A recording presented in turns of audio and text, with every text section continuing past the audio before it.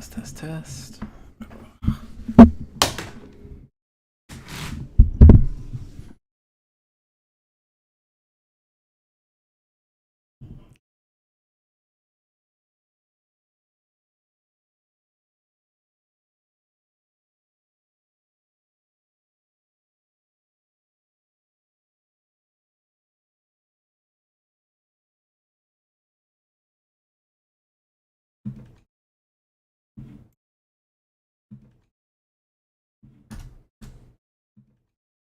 Hello.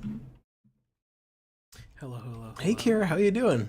Been a long time since you've been in chat. Hey Kira, how you doing? How are you holding up? Congrats on the promotion, by the way. Hey Kira, how you doing? How are you holding up? Congrats on the promotion, by the way.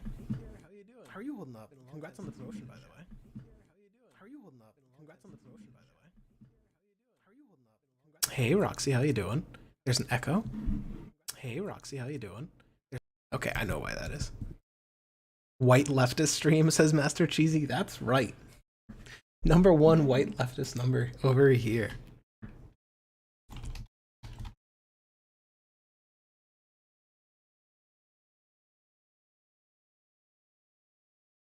Hey SDL, says Naomi Chance. I think I saw you the other day in the chat, Naomi. How are y'all doing? Aiden, did you get a haircut? No, I just folded it over this way. Here, does this help? Is this better? Hey Tyrannax, how you doing? Professional leftist Twitter reply gal here. You better reply to more of my posts. Boost that engagement. Give me that algorithm clout. I figured I'd just talk with people for a little bit at first, while people are filtering in, and Roxy bullies me into writing an announcement on Twitter. You look like an SJW with your with your hair like that. So when I put it to the left, that's SJW Aiden. I put it to the right. We can almost get, if I do it right after I get a shower, you get like comb over Hitler again. There are two wolves inside you. You were on the last stream you did, said Naomi Chance. The one with the synth and Destiny. Yeah, I didn't. That debate was like so unproductive. It's like good substantively, I guess, but I feel like people don't. The issue at question, like should there be a debate, is so pointless. It just doesn't really matter. I wish it had been something more like what it ended up being near the end. Like, hey, has Biden done a good job? Make your announcement post right now, says Roxy. Okay. Panels aren't going to be productive. They're to build your brand. I guess that's true. I mean, it's been such a long time that I'm sure a lot of people who used to follow me when I streamed wouldn't be doing that anymore. Works breaks again in a minute, so you won't be able to chat for a couple of hours. That's okay, Naomi. Enjoy being a wage slave. You being there led me to this channel. Yeah, so I mean, that's what Roxy is saying. I really dislike panels. They're really unproductive for the amount of human time involved. Like, you basically get, I mean, think about it. So Destiny has, I don't know what, like 3,000, 5,000 concurrent viewers. All the other people probably have like 1,000 total, something like that. You got all of those, and you've got like 7 content creators, and all of them are talking for like a minute at a time, interrupting each other and saying nothing of value. I always feel like panels of like 3 or 2 are just a lot better. I don't know, one-on-one is much better. They're mainly to get you in front of new people. Yeah, I mean, I guess that's the idea. But I don't know. That kind of sucks too. That feels like there's a failure in the recommendation algorithm if that's what you gotta do. All right. So while I'm doing the announcement, the thing that I have up in the window, so one of the things I want to talk about that's coming up in 2 days is one of the biggest strikes in US history if it goes through. So right now, the UPS union, which represents 340,000 workers, and just to give you an idea of the scope of that, UPS handles 6% of US consumer freight, is my understanding. Like last mile delivery of consumer freight. It's a big fucking deal. If that overnight got turned off, the US economy, like imagine if tomorrow 6% of deliveries weren't being fucking made. FedEx and USPS have said they cannot step up. So if this happens, it will be like akin to that rail strike that people are talking about. So right now, UPS voters are considering whether or not to vote to go on strike. And if they did, I believe it would be the largest or one of the largest strikes in US history, period. So DSA has been doing this campaign, and if you've been to a DSA meeting, you've seen this. And so I just figured I'd put this out there for those of you who haven't, who are either lapsed on your going to meetings as good DSA members, or who are not DSA members. So first off, the rank and file, the side that the DSA supports, that socialist support of the UPS, is saying, hey, this is a vote worth doing. This is the time to strike. When the labor market is hot, when the demand, like we're just hitting the end of inflation, but demand is still really high for getting goods to consumers. Part of the reason that inflation was so high is because of all these supply chain bottlenecks. So now is like the time to do it. And so they've been running the Strike Ready campaign. So most chapters in the US, my understanding, have passed a Strike Ready resolution.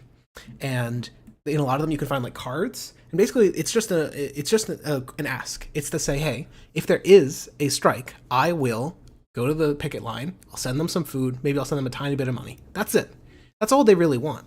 Because all they want it to be is really, really fucking annoying for any scabs to show up and cross that picket line and try and take one of those 340,000 union jobs. Does this mean that people should order stuff on Amazon right now in anticipation? So one thing I would say is it is possible that there's going to be, in 2 days, they'll be announcing the results in 2 days. I don't know when the strike, I don't know if there's been a strike date set. I think they would vote first. But within 2 days, we might have like one of the largest strikes in US history for transit reasons. So if like you have stuff that is perishable or you need to get in bulk or whatever, like now, do it now. Yeah, like if you're, I don't know, getting meds or anything. Back the boys in blue, that's right. Salute the UPS.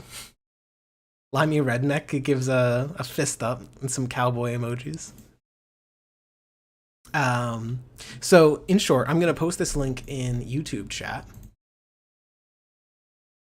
And this is just a call. Like I said, basically what it's asking is,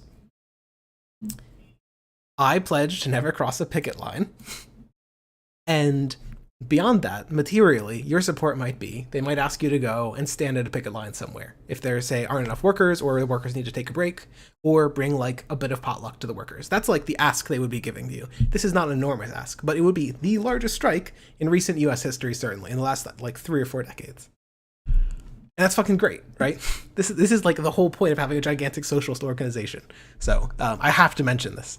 And I'll probably mention this at the end of stream as well. But I figured I'd get it with all the early people, because y'all are probably more engaged than anyone else. Oh, Kira made a site account.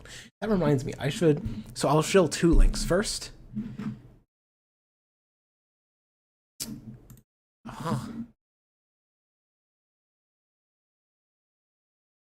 Yep. First, duh linky. And I swear to God, just go in, it'll take 10 seconds. Google autofill, put in all your information. Just put it in, okay? This is like a very good chance to do a very small but important thing for a major strike in US history. You can make a difference, even if you're not like super actively engaged. Second, for my personal shilling, so click that. I'm gonna be really fucking annoyed for like 15 minutes. Just click it, just put your information in. If you never fucking do anything, that's fine. But it would be great if you could. And of course, it is possible that UPS voters will vote against the strike. The rail strikes were also pretty tenuous, though they were tenuous for another reason, in that the federal government has like the direct oversight to just be like, no, we're not going to let you strike. We're going to shut you the fuck down. But it's possible that UPS workers will vote against the strike, though my understanding, the vibes are that the strike might go forward unless UPS reaches a deal. Part of the reason for doing the stuff like the Strike Ready campaigns is, in fact, to make it so that UPS feels more pressure to make those deals. Because if they know there's a bunch of public support for it, it makes it that much harder to do it. They can't just bring in scabs, cheap and free. They got to do it against a huge amount of public... Like, it hurts your brand image for nothing else, if that was like the bare minimum. And of course, if you materially support the pickets, I mean, I don't know if you guys have seen like the WGA, the Writers Guild of America pickets. But they have a lot of outside support. Like Hassan, for example, went to one of the WGA pickets and brought food. And that means that people stay on the picket line. Yeah, thank you for signing, Roxy. See, this is a true Slacktivist, okay? And maybe possibly a real activist in like 2 days. Okay, and then the second thing I wanted to shill for site chat If you're in YouTube chat, okay, I sent you the site chat link. You can sign up, and if you do sub on there, it gives me way more money than if you do it through any other website. But that's not too important, because I figure 99% of you won't, and that's totally fine. I guess it's not fine. If all of you did it, then I could just quit my job. So how about you do that? Where's my fucking money? $5 a month. Oh shit, I have to write the endorsement. Okay, ADHD moment. Or the announcement. Crab Navy, great name, General. Crab Navy General says, it feels dumb, but liking the stream on YouTube will push the stream to subscribers and on the front page of people who watch related creators. That's a good reminder. Site chat, go like the fucking stream. Catgirl Kira says, I don't even recognize you with that hair. Did I have long hair when I was in London? Hello. Oh, thank you, Ternax. So you might also have noticed that I finally got the sub buttons working integration. So thank you so much, Ternax. That's really, really, really fucking it makes a fucking difference. It really matters. Like the stream makes a difference. Demon Mama is so good at shilling that shit, and it's clearly paid off. She was talking the other day that like it's both a lot of pressure and also a huge affirmation that when she's talking, she's sitting in front of an audience of like 700 people who actually fucking care. You know, only 600 of them are eating their lunch while they're watching. She has the Death Stranding noise. I have, for those of you who don't know, and it might have been a while ago. Oh, okay. I gotta do things in order. One, I gotta write the tweet. I am live. We are watching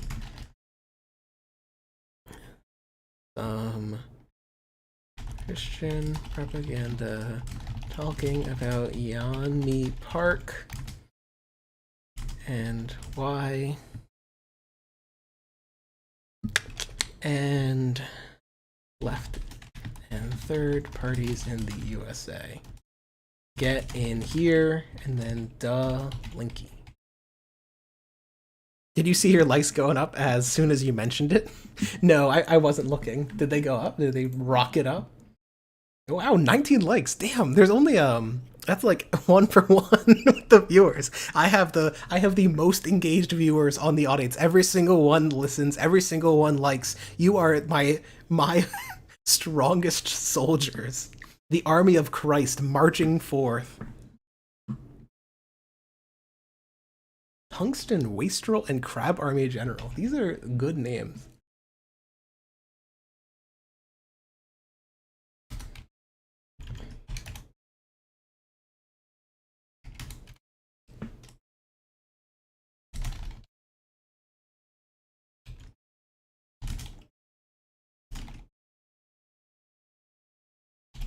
Okay, I finally did the announcement.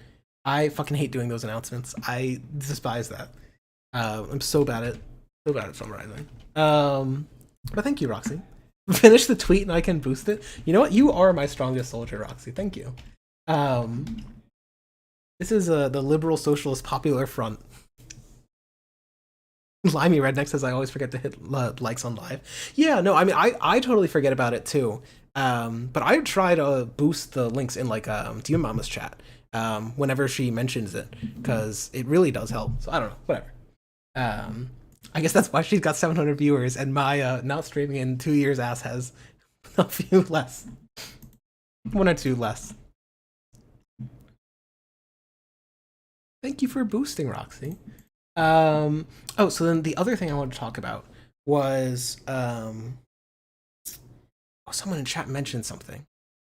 It would be cool if you could talk directly to IRI about the immigration stuff. Yeah, I thought about that. I mean, I think the problem is that I think IRI and I are coming from different positions. So for those who don't know, the debate that I had with IRI at the end of the previous stream, the end of the previous panel, rather, was that Biden's immigration policy has been really bad of late. Like at the beginning of his administration, he wanted to overturn something called Title 42, which basically just kept all immigrants out of the border, meaning that anyone who wanted to cross the border to apply for asylum, because, you know, say you're worried about like immense poverty in your home, or because you're worried about gang violence, which is true for a lot of the people that come to the border, you just can't. You are presumed ineligible.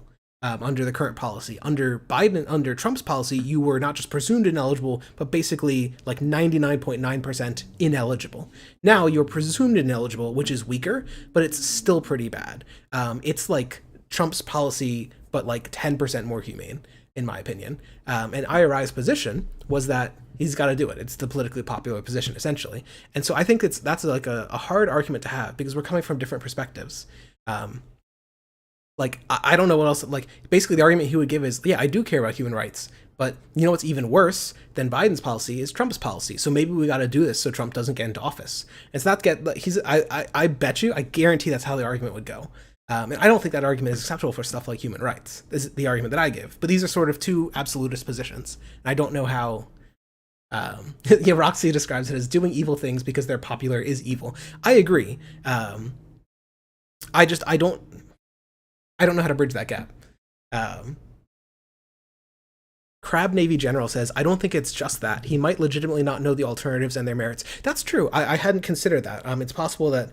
I know that a lot of people, I think, stopped tuning into immigration policy when it was less easy just to be like, Trump bad, Biden good. And now there's like a much more nuanced policy discussion that sort of stepped back from the mainstream media. Hey, hello, Tame Pepper. I do think Democrats are in trouble if Republicans moderate on culture and harden on immigration. I mean, I think it is clear that some of the voter base that Trump motivated was essentially the racist white working class. And so people don't remember this, but Trump, when you did polls on Hillary Clinton versus Trump was perceived as the centrist. Clinton was perceived as more of a radical liberal than Trump was perceived as a radical conservative, right? He was perceived closer to the center than she was, which to people who are socialists sounds fucking insane, right? Like Clinton is the status quo, whereas Trump is like a step right of the status quo. But to the voter, that's not how it came across, because a lot of the coverage of Trump wasn't about his policy, it was about XYZ scandal. And I think so that retrospectively was fucking terrible in terms of strategy. Fox News is really good at messaging for Republican candidates. We simply need MSNBC to do a better job next time. Hillary Clinton, the radical socialist revolutionary we need. I agree. Marxism, Leninism, Clintonism will lead the 21st century. God, I forgot that, says Tyrannax. Yeah. Well, and so the reason I bring it up is that basically, because Trump was perceived as a moderate, but also racist, he had all the benefits of getting like independent voters and activating racist voters. And one of the reasons he lost in 2020 is he was not perceived as centrist anymore. And I do think that the abortion ban will really help sour Republican chances of being seen as centrist, right? It's really hard for Trump to be like, yeah, ban that abortion shit. And Ron DeSantis to be like, yeah, ban that abortion shit, and be perceived as centrist. So I think the answer is they'll either moderate or lose. Based on how, like even fucking, another great thing that DSA did, because I'm always shilling, always be shilling, ABS. Another great thing that DSA did was make, I think, 1.4 million calls in Kansas during the referendum there. And the referendum to preserve the Kansas constitutional right to abortion passed by 60%. I think technically it was more that the amendment would have removed it from the Constitution and it failed by 60%, but same difference, right? 60% in fucking Kansas is great. Chloe Meow Meow, who is, I believe, well, I'll keep that quiet, but says, do not hate me, Aiden. Chloe, why would I hate you? Provide updated information for people in states that are banning trans healthcare. That's the only thing I want you to do. Recognize Sealand says, I love your YouTube shorts. They're so funny. Oh, that reminds me. The other thing I was going to do, for those who don't know where the sub sound comes from,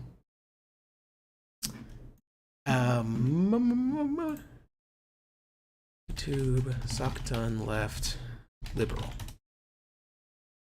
No. Oh, these are it.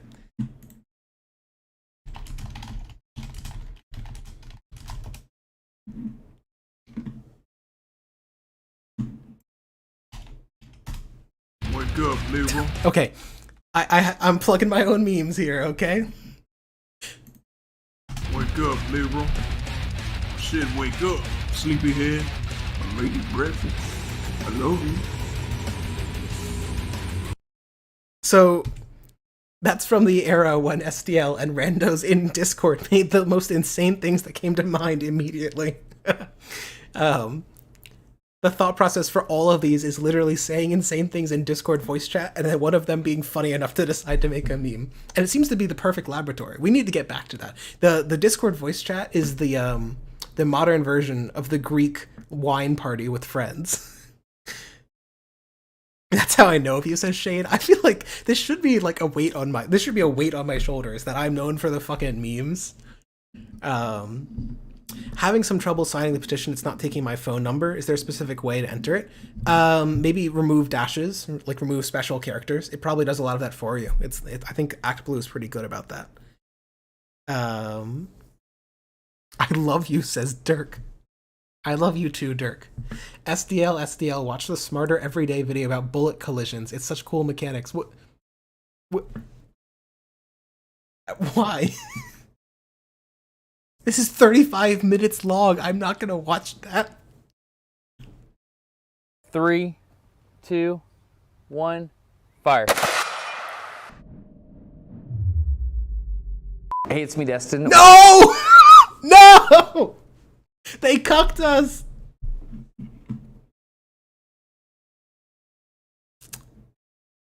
Nah, I'm cheating this shit.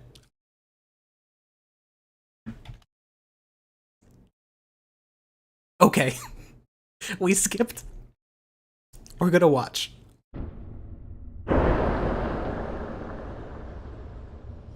Is that it? Is it just an explosion? Was there anything else? Alright. I love Obama Prism Socialism, says Kid the Crab. Thank you. You need to skip ahead where they do the front-on view. Very satisfying, to be fair. Yeah, fair enough. I'm just responding. So I guess I'm just talking to chat for the first initial bit. Insane Idiot says, in general, I kind of think centrists and Shore stands. So that's David Shore, who's the proponent of populism. Popularism, for those who don't know, which is basically them should run on popular policies, like generally center-left economic policies and be quieter on social policies, which are usually less popular. Shore stands overplay the value of polls to support certain policies. They're a useful metric, but at the same time, I think fundamentally the better argument is that just testing the results of progressive policies play out in reality. Even supposing Biden did make immigration policy more liberal through the executive action, and there was a huge blowback, it's always possible to reverse it. I pretty strongly disagree with that. I think that one of the central components of how, like, okay, why does the immigration policy matter? Well, you should ideally have a right to movement. You should be able to go anywhere on the earth, ideally. How do we get there? Well, right now, one of the key ways of achieving that is the right to asylum. You have the right, theoretically, under the United Nations Charter of Human Rights, right now, to go to any country on earth, walk there, and apply for asylum, basically. And now, in practice, a lot of states, especially the rich states, basically the US and the EU, really fuck over those policies. There's a reason the EU wants immigrants to stay in Turkey and Libya, and why they sink boats. It's one of their ways to avoid having to do that processing. Skip to 2155. So 2155. Interrupting this, but ooh, this is the front-on collision. This is gonna be satisfying. Ooh. Ooh. Oh, that's why it's satisfying, because it's so fast that you can see it flat in the air.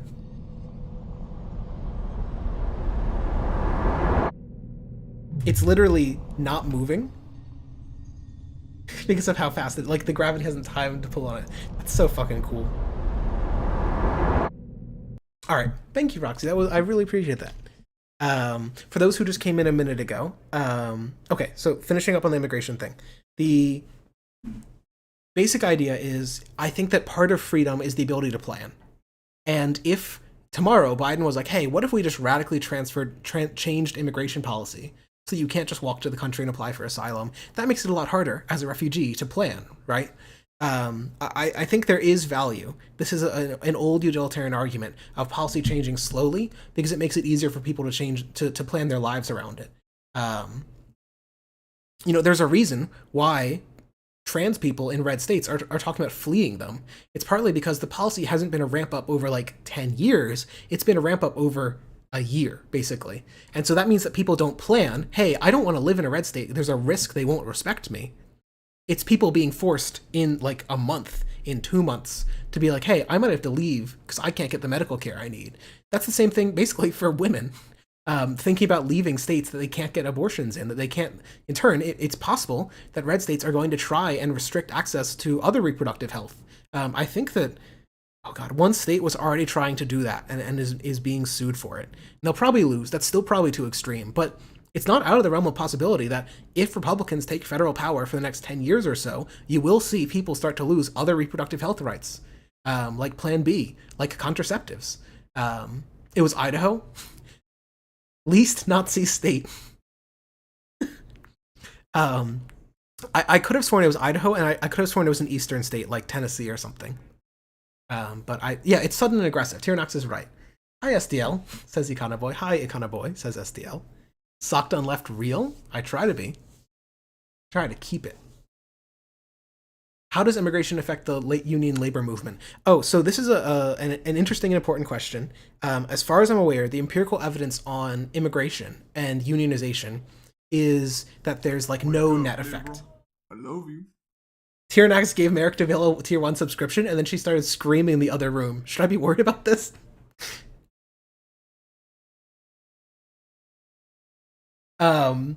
I think that the effects are basically nil. There's no evidence that it enhances it or weakens it. Now, I will say that that's partly because the immigration levels, meaning like amount of immigrants per year, is fairly small as a percent of population. So the U.S. receives less than 1% per year immigrants, meaning that each year, if there's 100 people, you add one more, and it's 101 people, and one of them's the immigrant, right? That's a small number of people. It's very easy for systems to deal with small changes. That's the utilitarian thing I was talking about earlier. But if overnight, like 1 billion people came to America, like that would destroy the country, just because the systems cannot deal with that. So I'm sure there is a level of immigration that would affect unionization. I don't know, positive or negative. Just we're very much not there. If we doubled the amount that we were getting, it wouldn't be there. Canada has roughly double the level the U.S. has, and is, if anything, better on unionization, right? So the main evidence for what affects unionization rates are how large the public sector is, how many people are in manufacturing, and whether SOC Dems control the government. Those are like the big three. Nothing else really seems to matter. Which is sort of unfortunate. It means that unless you win politically and unless you have radical unions, you're not going to have a big union country. You can't just like do the right things. You really do need like millions of radically engaged, politically active people, which is hard. And it's the reason that you should support DSA, moving right back to the strike ready thing. So I think roughly half of y'all came in the last like 10 minutes or so. When I first started the stream, I shilled for the DSA's strike ready campaign. In 2 days, the Teamsters Union for UPS is going to announce the results of a vote that's currently ongoing on whether or not to strike against UPS. On June 16, UPS is announcing whether or not their 340,000 workers will be going on strike. That will be the largest strike in, I believe, the last 4 decades, at least. But I could be wrong. It'll be at least the largest in the last decade. And in terms of the economic impact, UPS handles 6% of US like last mile freight. So this is a massive, massive strike if it goes through. And DSA, in trying to support this, is pursuing the Strike Ready campaign. So if you have a local DSA chapter and you go there, they'll probably hand you these cards. And if those cards would mostly just tell you to go to this link and sign up. But materially, what they might also ask you to do is, if UPS Teamsters do vote to go on strike, the material ask they'll be telling you for, sorry, that was incomprehensible. The material ask that they'll give you is, hey, can you show up on a picket strike? Like literally just to stand there and be like, hey, scabs, do not walk in there. You are scavving. Do not cross a picket line. To give food to that picket line, or maybe give a small amount of money. Those are the 3 asks, and they're fairly small. And I think that this is the exact kind of thing that a massive socialist organization in the United States should be doing. If we can win one of the largest strikes in U.S. history, it'll be a testament to socialist power and also a testament to worker power in the United States. We have seen more strikes in the last 4 years than we have in the last 40. you're living in one of the strongest moments of socialist power and worker power in like living memory. You literally have to go back to like the 60s to get comparable levels. It's really bad. Fuck Reagan. Fuck Ronald Reagan.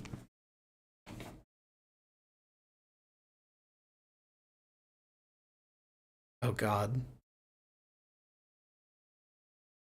That's horrifying.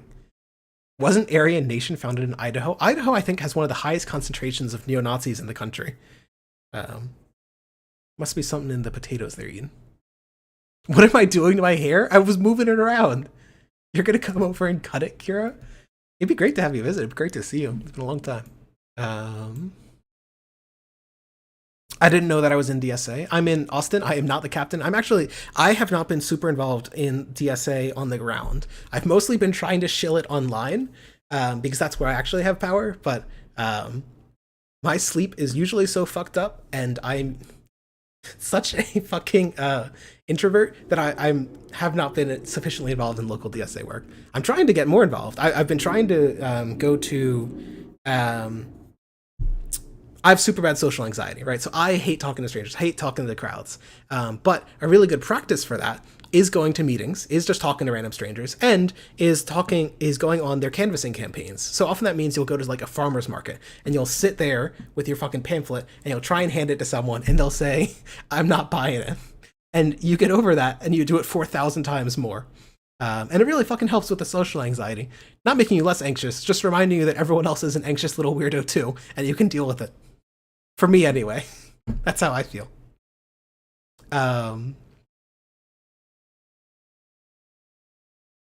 Limey Redneck says, over in the UK, we've also never seen such public support for strikes. Yeah, it's really interesting how much the Bernie campaign and then the rise of Trump seems to have energized the US socialist movement, and Corbyn seems to have energized the UK socialist movement. I don't know how it's like in other European countries, but it does seem that there was a real effect of a charismatic leader.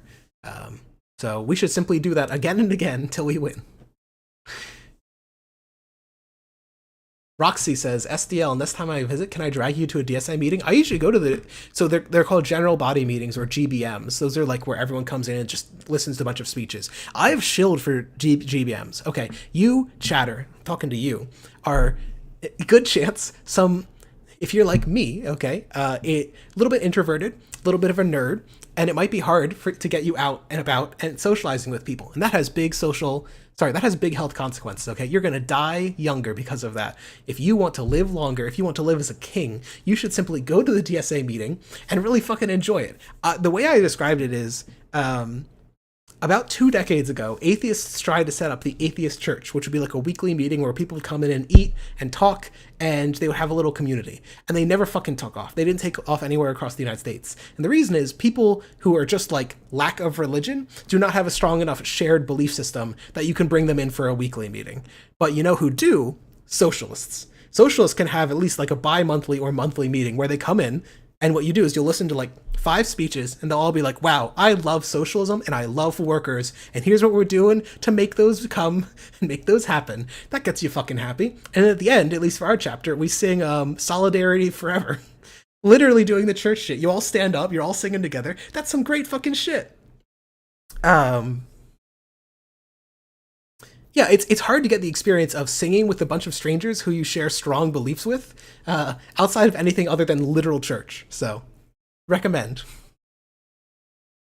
Yeah, I'm live, Monk. It's been a long time. Also, Ivanko Hub 1224. Gotta love my Ivanko Hub for all my Ivanko needs. I have negative experiences with my own YDSA. Yeah, so I mean, YDSA... YDSA is a lot more variable than regular DSA because it has really, really high turnover for fairly obvious reasons. You know, it loses its entire membership every 4 years.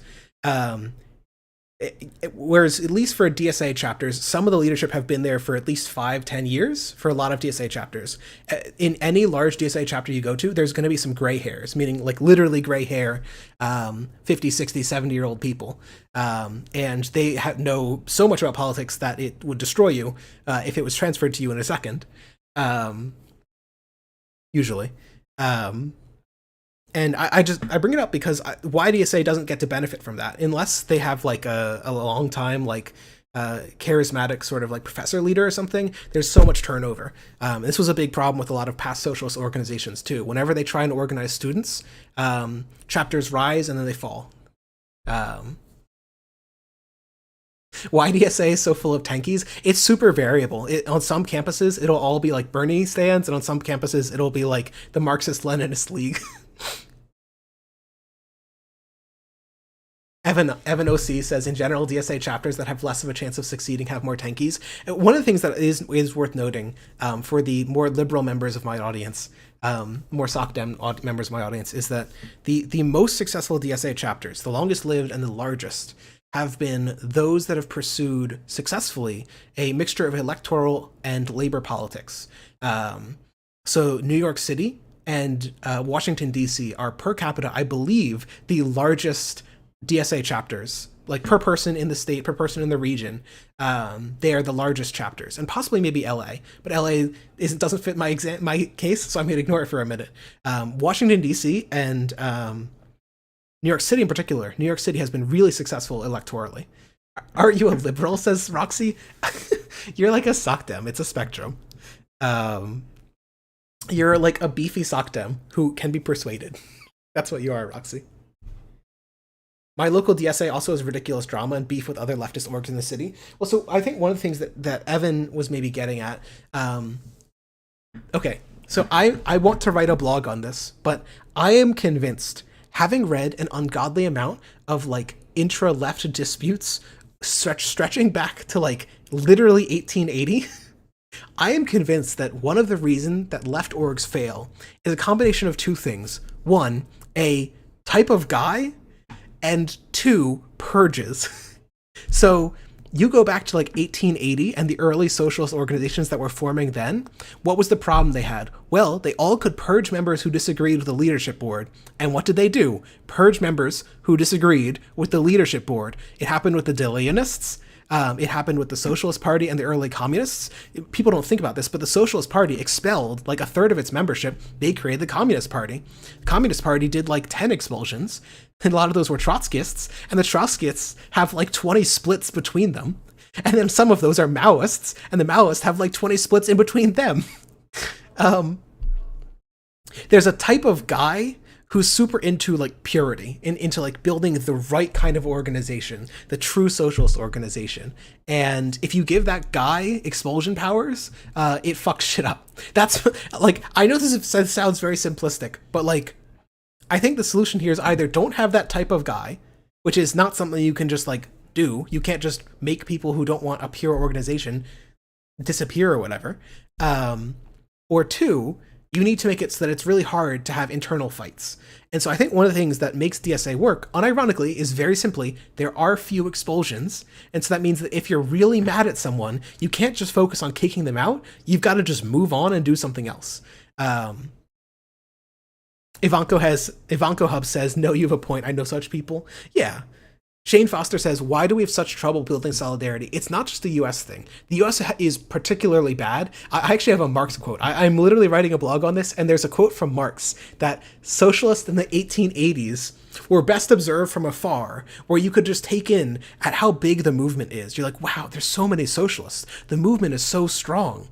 But then you get into close, Marx says, and it's hard to give it too much credit because it's all disputes and internal fighting. And I know that, to some degree that's true of DSA, true, right? That's true of all organizations, that when you look from afar, from the ACLU or whatever, all you see is the work they do. You just get in too close and you realize, hey, there is internal fighting. It's not like a unified front. But one of the things that you see in successful organizations is they focus on the external. The fight is always external. Not always, like 80-90% external. And when you look at Trotskyist groups, they're like the reason that Trotskyist groups failed so bad in the United States, if I had to put it in one sentence, is they are eternally, extremely focused on the internal fight. Easily half of the splits in Trotskyist groups were about whether XYZ country was socialist. These are groups that have like 50 to 500 people. They will not ever touch the levers of foreign relations. It doesn't fucking matter what they think a country is or is not socialist. Doesn't matter if China's socialist. Doesn't matter if Senegal, like, it doesn't fucking matter. Why are you splitting about this? And I think it's because that type of guy, like the super purity focused guy, tends to gravitate to like super purist organizations. Socialists have always been a bunch of weird nerds, with the exception maybe of the early Socialist Party. Unfortunately, that probably does describe like the post-communist, after the 50s when the CPUSA was just obliterated by Hoover and Stalin, basically. When Stalin's crimes came out, that like decimated the organization, and then Hoover fucking killed it. But after CPUSA, there's like nothing except a bunch of nerds. That's the modern socialist movement, for better and worse. But even when it wasn't weird nerds, they were still purging each other. Even the early Socialist Party of America. Okay, I need to tell you. So, Socialist Party of America, easily half the members couldn't speak English. They weren't like hyper-educated, elite, college, like, they weren't the stereotype of liberals. These were like immigrant, hard manual laborers. They still did fucking purges. It's not just dumb fucking nerd liberals. Like, it's not the what's the term that some of the like red fash types say? The PMC? The something middle class? Professional managerial class or whatever. It's not just a bunch of like rich liberal nerds or whatever. It's everyone. Thank you for yelling it out, Mayor, but the delay was too long.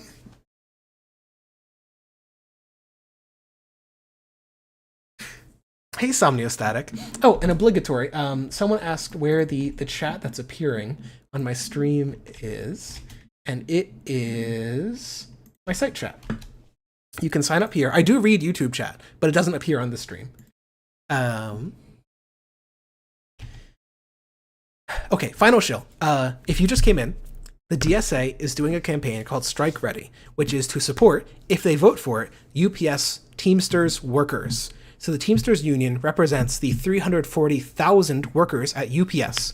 UPS is one of the largest parcel delivery services in the United States. They handle about 6% of that traffic, which is fucking enormous. If overnight they go on strike, that means the economy is going to get a big fucking shutdown. I do actually mention this for a second reason. If you like super need to get something delivered, now is the time to do it. Because the announcement for this vote is June 16. That's 2 days from now. If you got some parcels to deliver, do them now.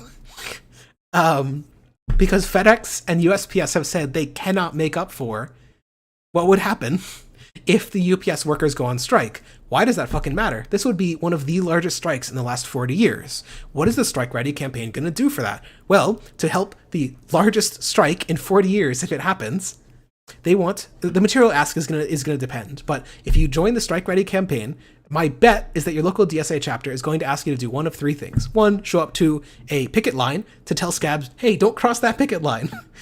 Two is to show up to a picket line with some food so that the people on the picket line can say, hey, scab, don't cross that picket line. And three, possibly donate a small amount of money to the UPS strike fund. Those are pretty small asks, and if this succeeds, if the UPS workers vote for this, if the UPS doesn't reach an agreement, it will be one of the largest strikes. And best, like, this is some of the best news if it wins for workers in recent US history since, like, Reagan. Fucking important. You got White Leaf, huh? Yeah. Do I think they will strike? I do not know. The vibes that I get are always, like, yes, but I'm always getting vibes from, like, DSA types who are always, like, going to be pro-strike and pro-worker. So it's hard to know. I know that the railroad strike, which isn't one-to-one, but was another huge union, the railroad strike was pretty close. Like, it was, like, in the range of 45 to 50 either way for the various unions. There are 8 rail unions, and then they were, like, between 45% support, 55% support. And UPS supplements Amazon, too. Yeah, if UPS strikes, it'll be a big fucking deal. Okay, so that's my shill. I've done my shill enough. All of y'all have seen it.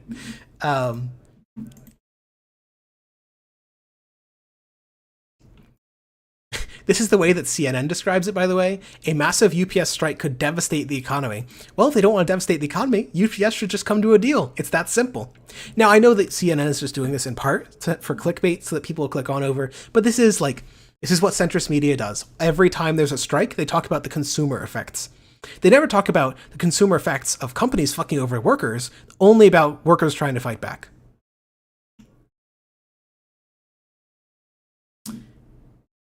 UPS delivers 17 million domestic packages a day. And I think, was it the other CNN article? This one gave the percent. Yeah, 340,000 UPS voters are voting whether to authorize a massive strike. This one, much more neutral. Can't give too much shit to it. But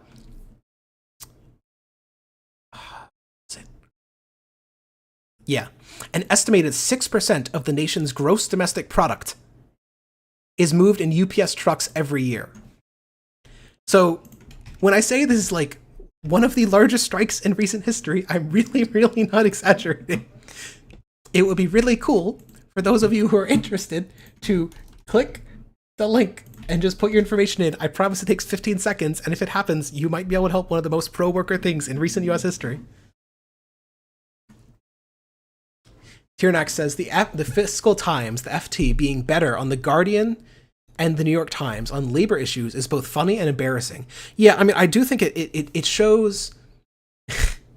Okay, this is such a dumb, tiny example, but Matt Iglesias, who a lot of lefties hate him a lot more than I do. I tend to think that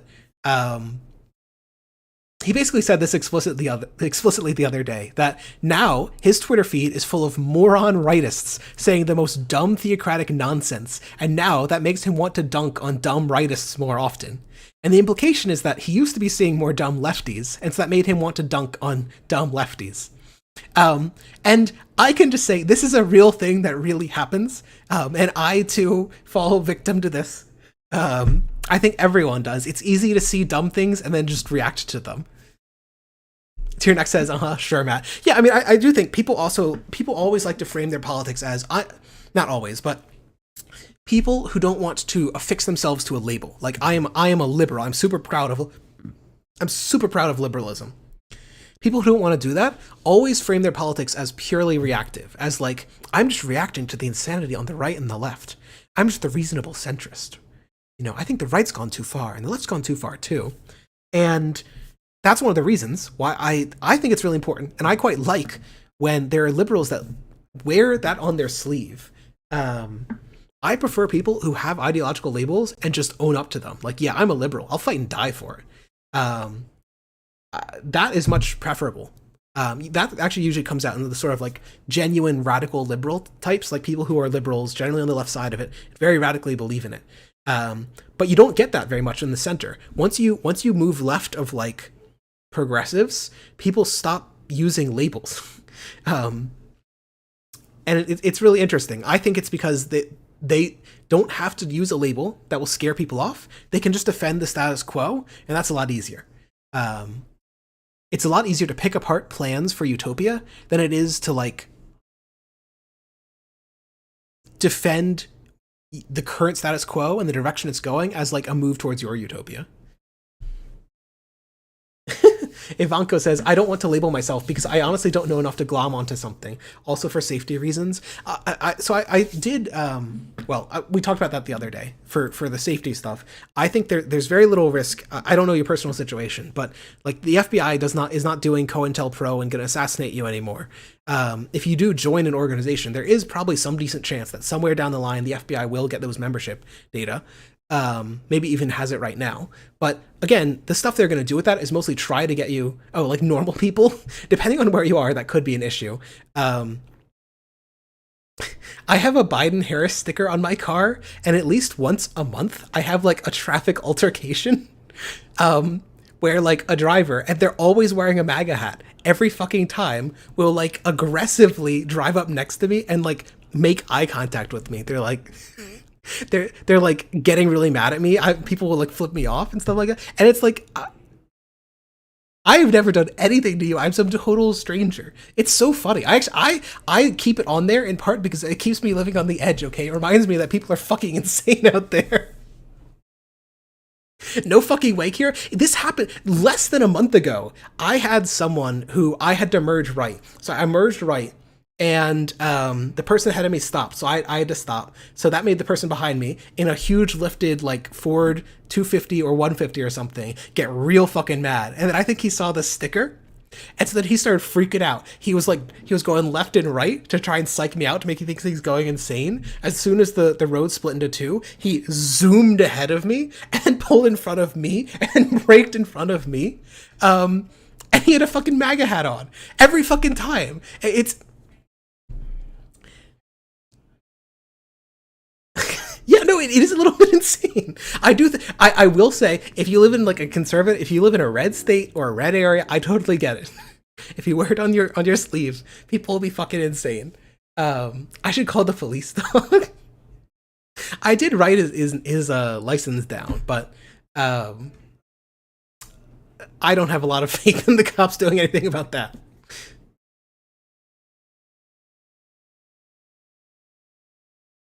Okay. We've gone for 50 minutes. I've talked to chat and done absolutely nothing useful. Oh, one last show for DSA. So you might have seen a few days ago that New York City looked like this.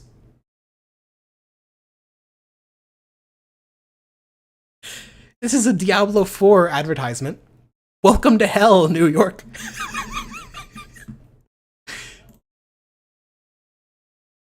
This is what it looked like initially when the smog from fires in Canada was first just washing over. This gloom just settling in on New York City.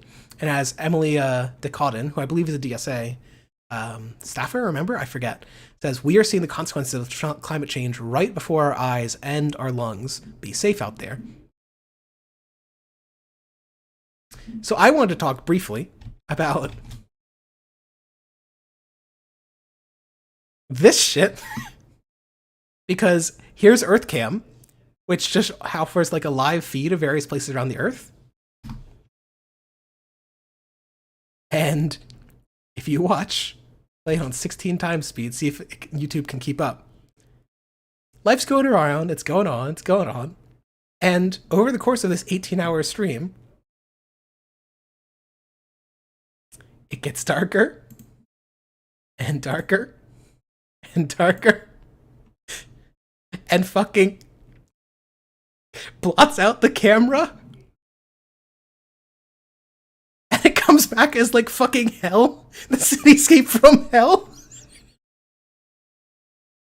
And it takes hours, right? This is a live stream.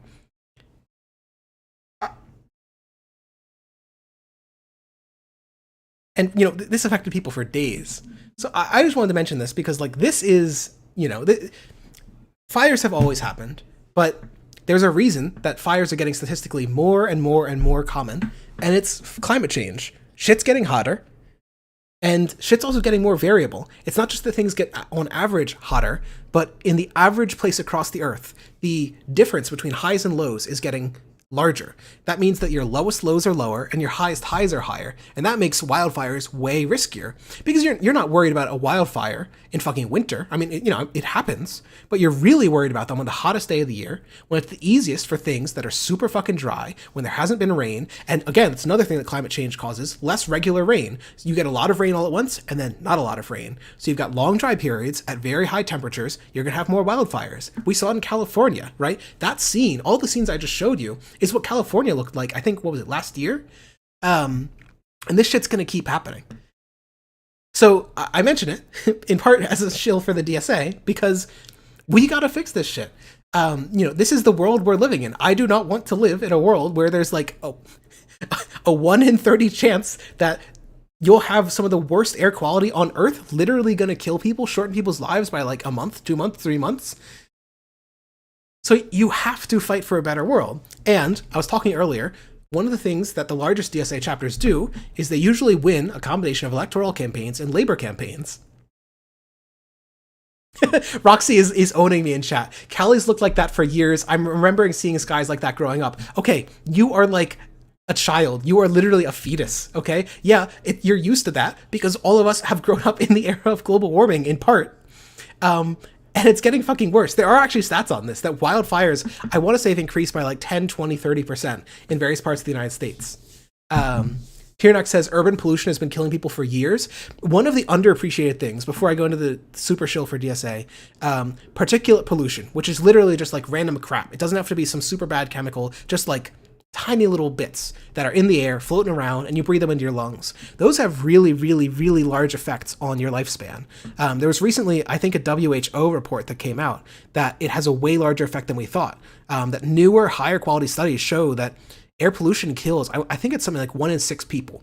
Like you can account for like 1 in 6 deaths in terms of like loss of life years and direct deaths from air pollution. It's absurd. It turns out that like the thing that you're doing all the time, breathing, really fucking matters. And when you're breathing in tiny little bits that fuck up your lungs, it really fucking matters too. Somniostatic says something that is all asterisks, so I'm going to assume it is a slur.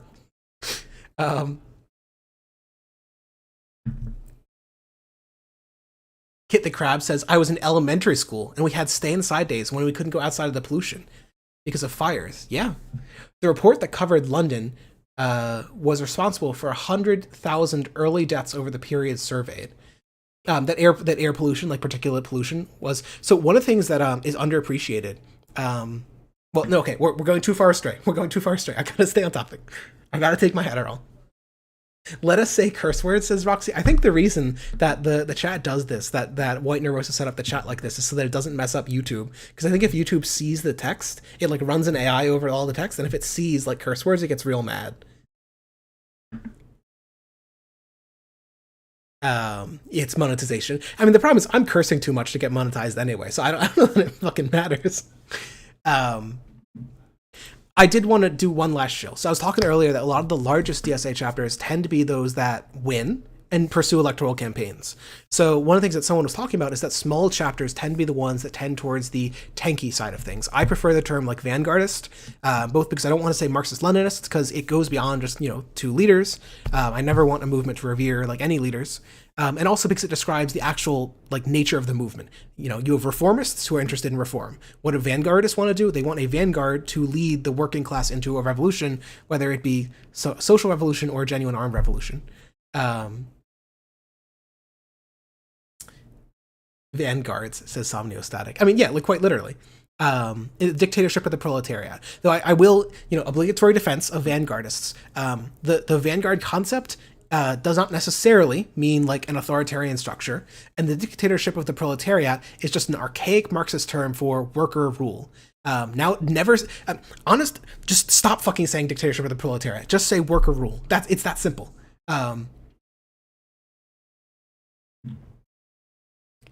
Dirk Gently says, you joke, but I basically had this exact argument at work. I'm not sure which one. Made before the word dictatorship had a connotation. Yeah, so it's actually, like an analogy here is that a lot of early socialist writing talks about propaganda. Like Lenin talks about the importance of propaganda. And nowadays, propaganda means a government lie, basically. But in the time, propaganda just meant like mass media with very political purposes. And it still has that meaning sometimes. So it's just, words change, and if you're an effective socialist, you should change with the times. I think one of the reasons that a lot of vanguardists stick with the old words is because they gain legitimacy by trying to like prove that they're the true inheritors of the true, most pure Marxist movement. That's not what an effective movement does. An effective movement changes its propaganda with the times. I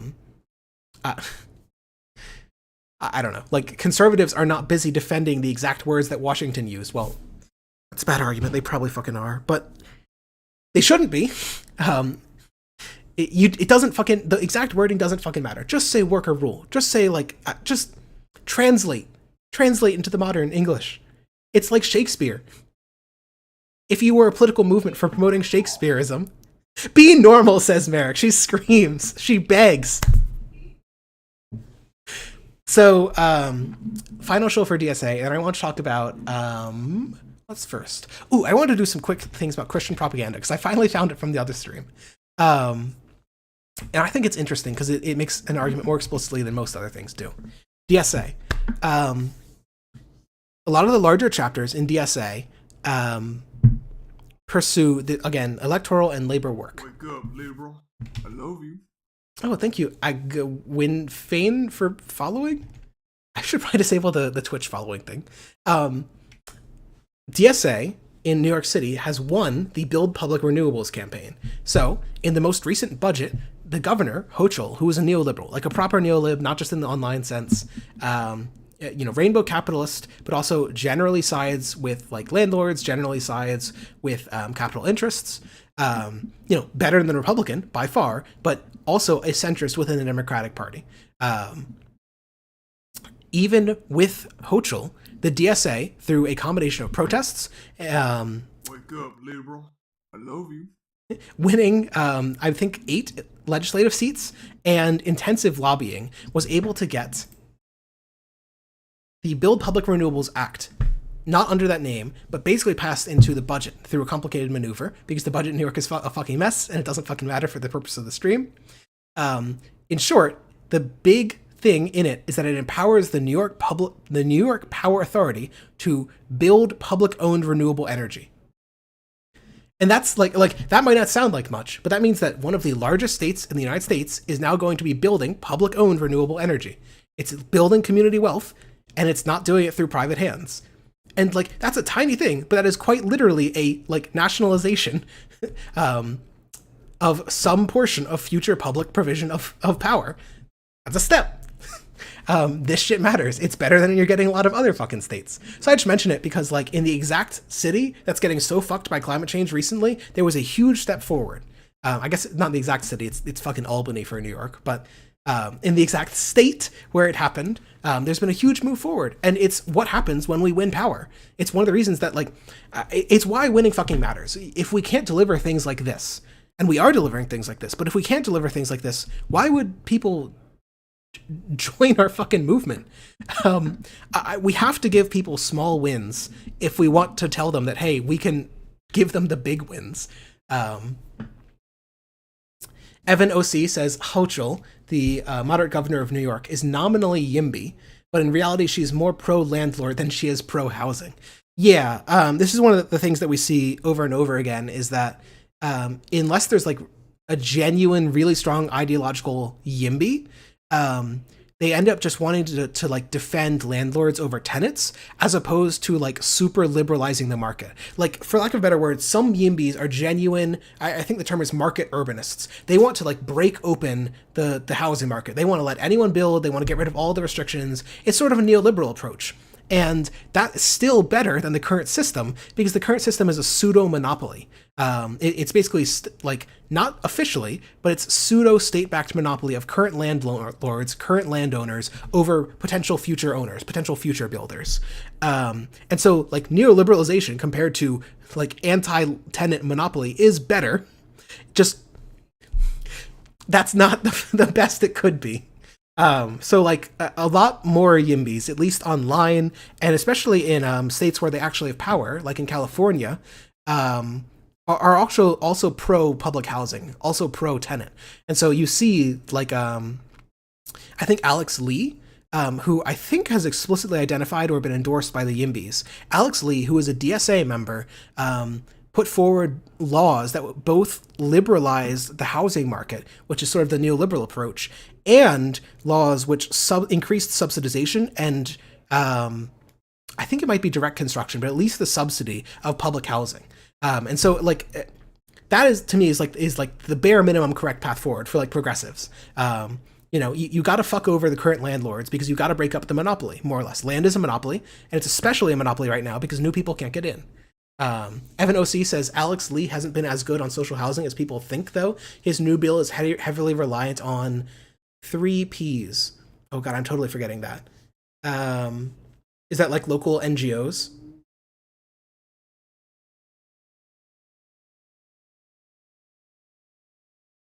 Public-private partnerships. Yeah, so those are like housing non-government organizations. And so a thing that a lot of socialists argue for is that we should just directly be building stuff, like the New York Public Power Authority. We don't need to go through all these intermediaries for no reason other than efficiency and building state capacity. If we want to be able to build things, we don't want to have to go through 15 consultants. We should just build them. Somnosthetic says maybe it was the only way it can get done. One of the problems and this is true of all socialist electeds, like there aren't many that aren't DSA, but Kshama Sawant is also very much constrained by the Democrats in the city council there. She can put forward a bill to like nationalize every industry in Seattle if she wants. It will just fail. And Alex Lee has been distancing himself from SVDSA. That's unfortunate. Unfortunate to hear that. You don't pronounce the K? Is it just Swama? Man, I'm gonna fuck this up. Least bigoted SDL pronunciation. Shama Sawant? Fuck, I guess I never read the pronunciation guide on Wikipedia. I've listened to her fucking speak. I've listened to her for like fucking hours. She had a great debate, and I strongly disagreed with her, but I've listened to her speak for hours, and I guess I don't know how to pronounce her name. That sucks. Okay. DSI shill out of the way. I wanted to briefly talk about, okay, a while ago, I made this meme, okay? And I'm going to play it again. I played it last stream. I'm going to play it again. That's too loud.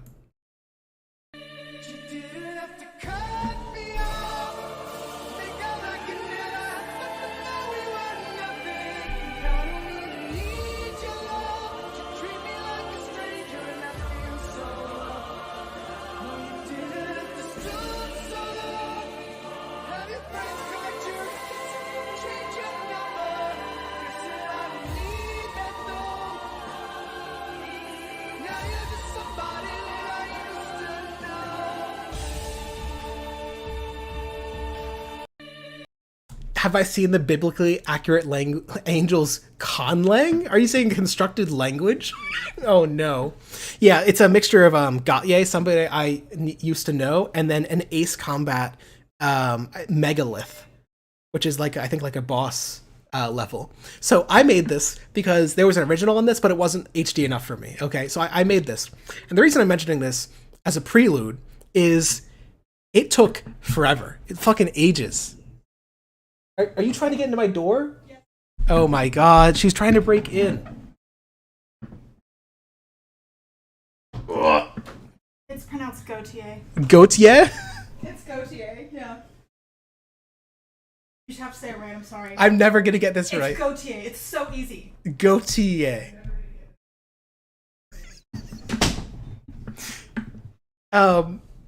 It's pronounced Goatsy, that's so true.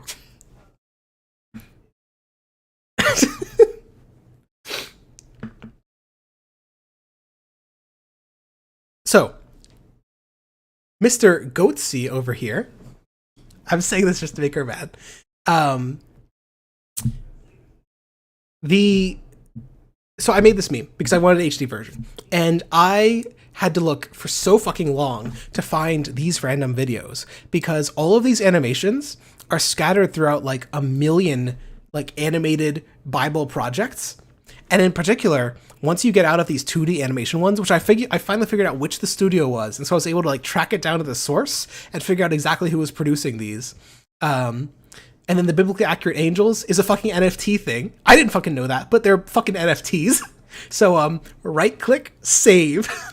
But so we've got the biblically accurate NFTs. We've got the 2D animations, which are fucking bangers, by the way. Like, how does this look on stream? Actually, I can't. Yeah, it's way too big. These are fucking gorgeous. You can't see all the quality, but like that's beautiful shit. Okay, I love at least the Christians applying to their craft because that shit rocks. the like extremely well animated Revolution and like Genesis stories, that shit rocks. But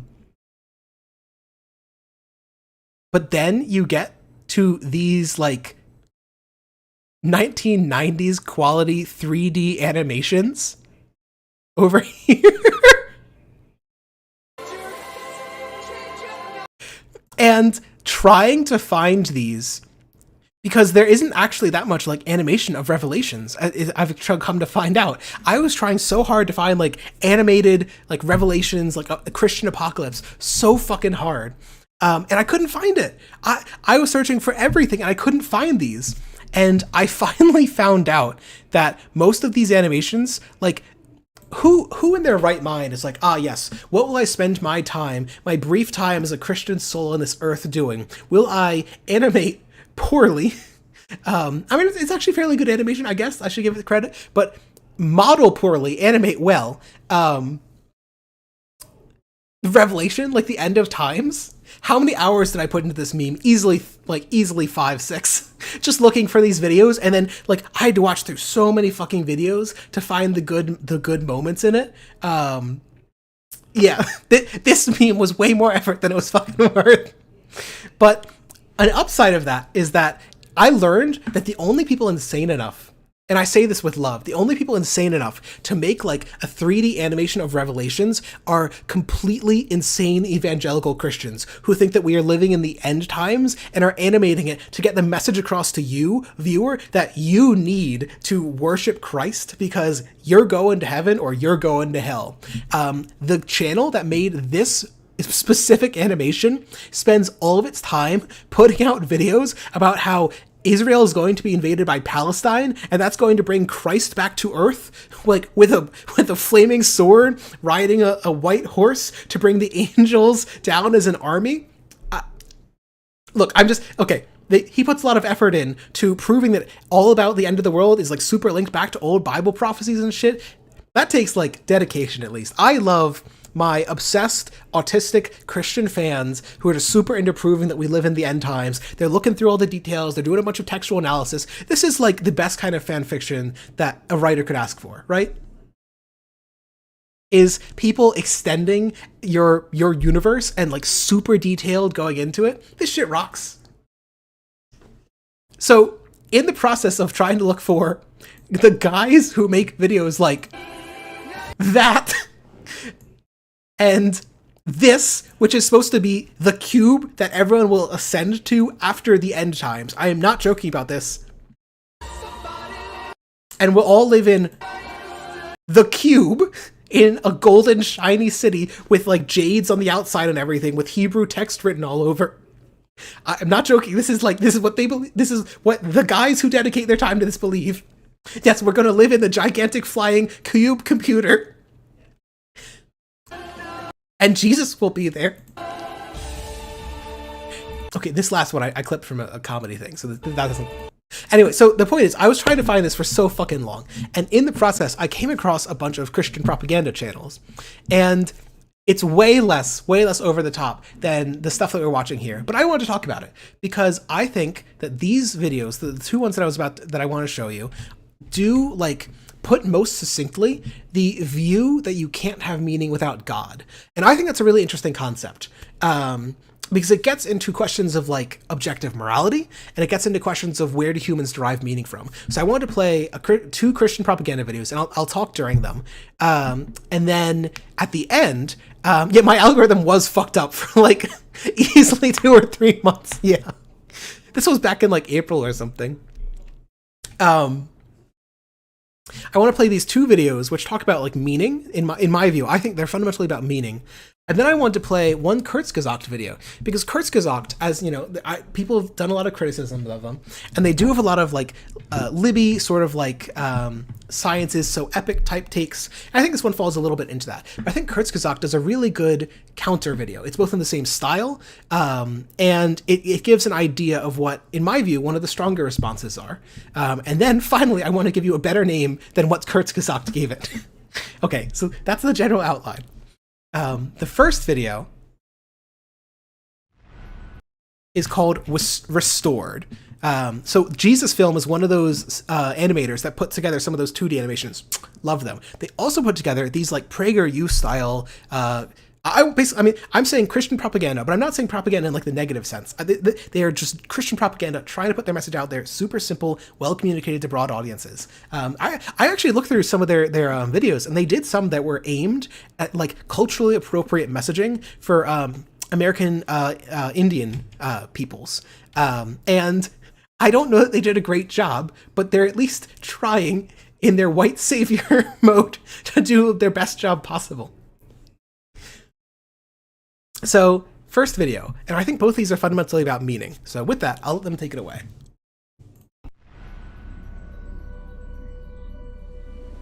In the beginning, God created heaven and earth, displaying his perfect wisdom, power, and majesty.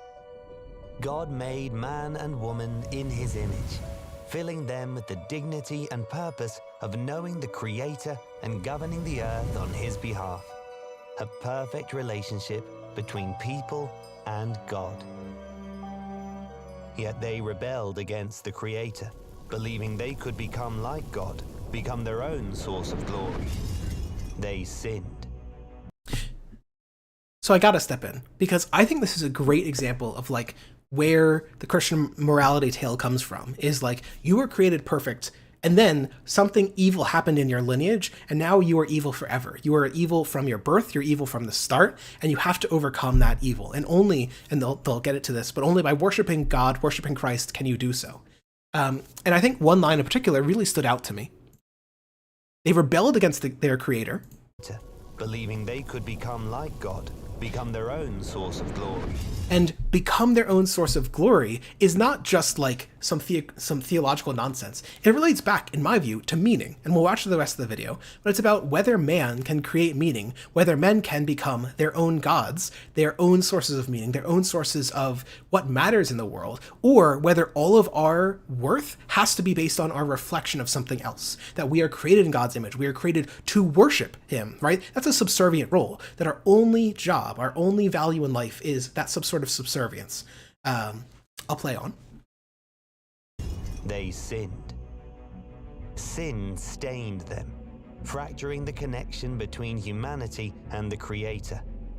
All people inherit this separation from God.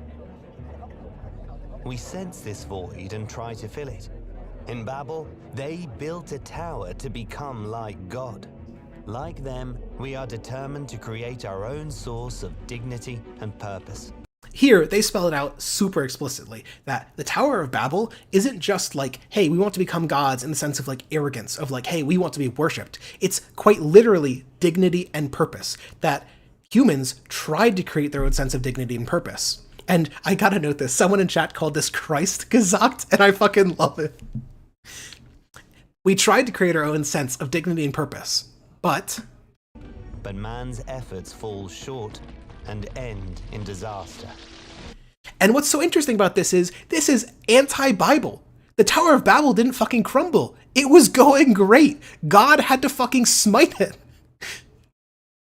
He literally had to come down and force all of the workers to speak different languages so they couldn't cooperate. The Tower of Babel didn't end in disaster. God killed it. Moving on. Sin plagues humanity, creating division between families and separating us from God. But God, rich in mercy and overflowing with love for us, had a plan to save humanity. He sent Jesus, the promised Messiah, to reconnect humanity with the Creator. Someone in chat says humans are too OP. God was scared.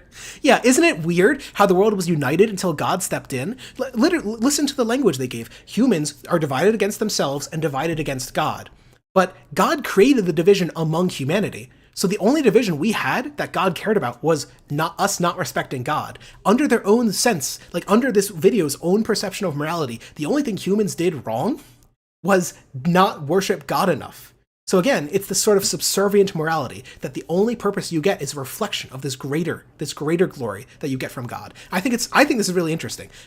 When the more you see this, you will see this replicated over and over and over again in how Christians talk about morality, not just with God the Creator, but in all sorts of relationships. Why do they think that families should have women serve the husband, children serve the parents? Why is it there so much about structure and strict hierarchy? Well, it's because your value is a reflection of your betters, of your superiors.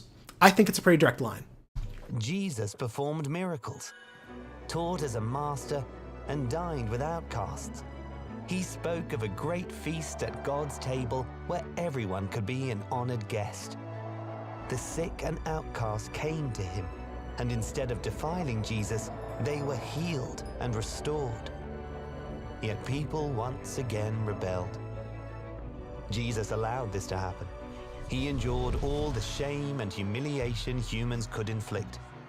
In the moments before his death, Jesus supernaturally took all our sin and shame upon himself, suffering God's wrath and humanity's separation from God.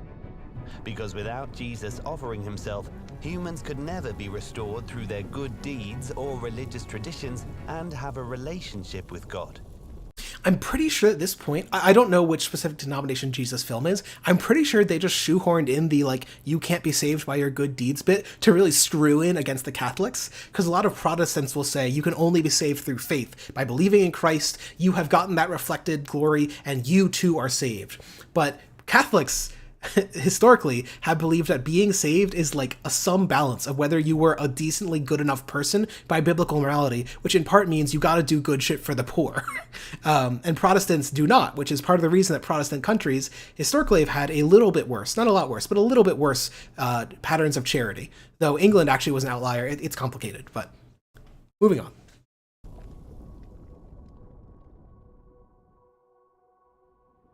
Then God raised Jesus from the dead.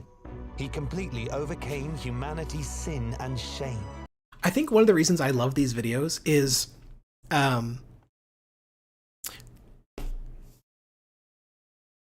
there was a video recently, I think it's by Jacob Geller, who said that he hated music videos because they give a concrete image of something happening that before was this sort of like amorphous emotional blob. You're listening to a song and it inspires something in you. You're feeling something very real, and then you watch a music video, and now every time you feel that, you're thinking about that specific thing you saw. And I'm betting a lot of you have experienced that exact same thing. I certainly have. I thought that was really insightful. I love these videos because they're like directly taking that emotional blob that you have of like, hey, Jesus saved us from our sins, and they're turning it into like a superhero type shit.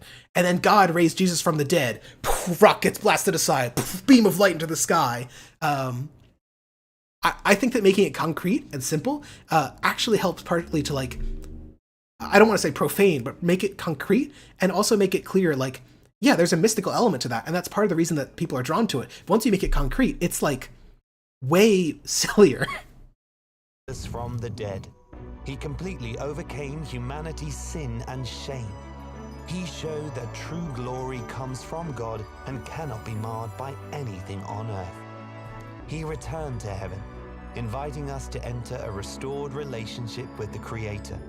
One of the things that you'll hear over and over again in conservative approaches to hierarchy is that everything's a relationship.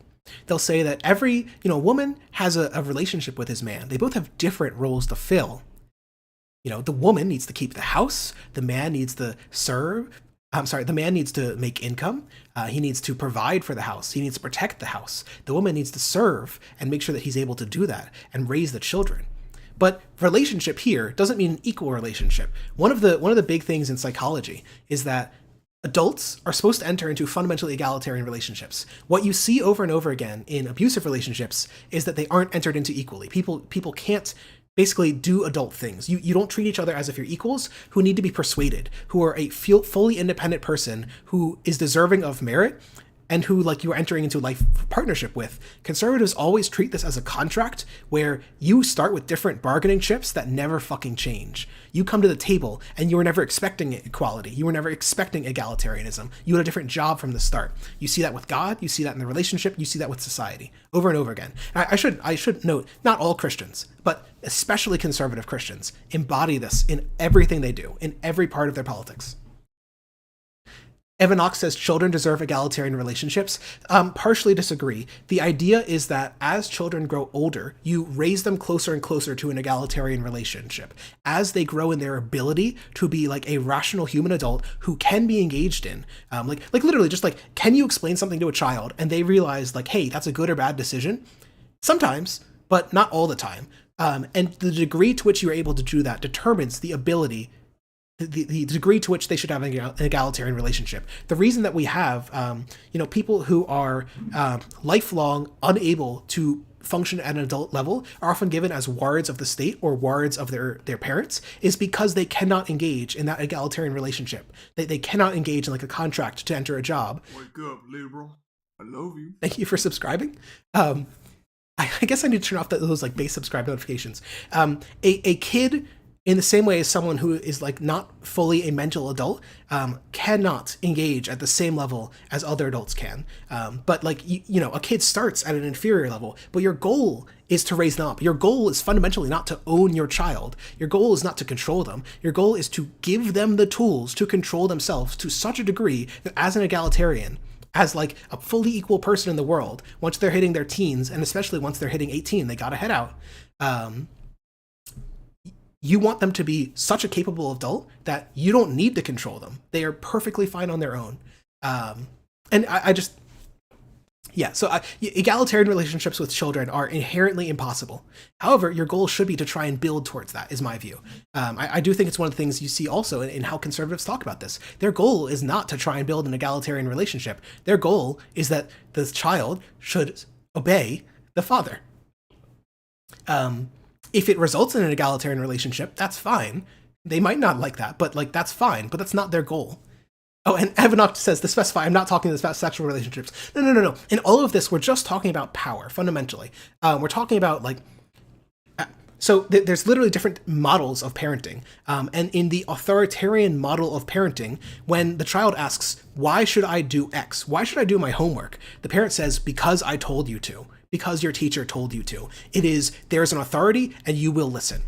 But in the authoritative model, the parent says, because you will learn, because it will provide you a benefit down the line. And, you know, that's very abstract, but when you talk to a child, when you treat a child like they are someone deserving of being spoken to, of being engaged, like, it's like, not debated, but fucking explained to like a human being, that builds a much healthier relationship and much stronger children.